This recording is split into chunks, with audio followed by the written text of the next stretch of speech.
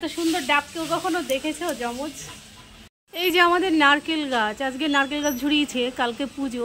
এই গাছটার নারকেল ঝুরিয়েছে, একটা দারুণ চমক আছে এই গাছটার নারকেলে। এই যে আমাদের মন্দির, এখন আমরা নাড়ু ঠাড়ু সব করবো কালকের জন্য। মাকে এখন দেখাবো না, কারণ মা রেডি হচ্ছে।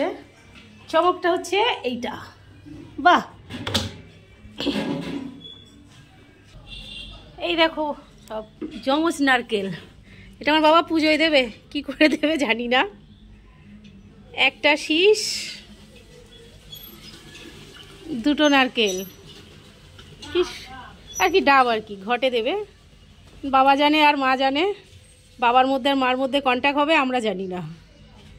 কি সুন্দর মানে ডাব। এত সুন্দর ডাব কেউ কখনো দেখেছো যমজ?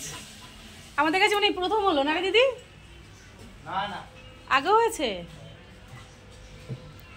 কি সুন্দর যমজ ডাব।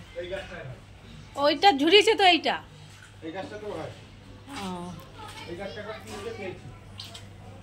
এই যে নারকেল গাছ, কি সুন্দর। এখন আমরা করবো, নাড়ু করবো, খই পাক দেবো, তিলের নাড়ু করবো। কারণ কালকে অনেক চাপ হয়ে যাবে, ভোগ ঠোক করা আছে। আর মাকে এখন দেখাবো না, মাকে সাজানো হচ্ছে, কালকে মাকে দেখাবো তোমাদের সবাইকে। এটা আমাদের মন্দিরের ভেতরটা। আর এগুলো কালকে বাবা ঘটে দেয় কি করে আমিও দেখি। খুব ভালো, ভগবানের সৃষ্টি যেরকম হবে দেবে সেরকমই তো হবে। এই যে আমাদের মন্দির,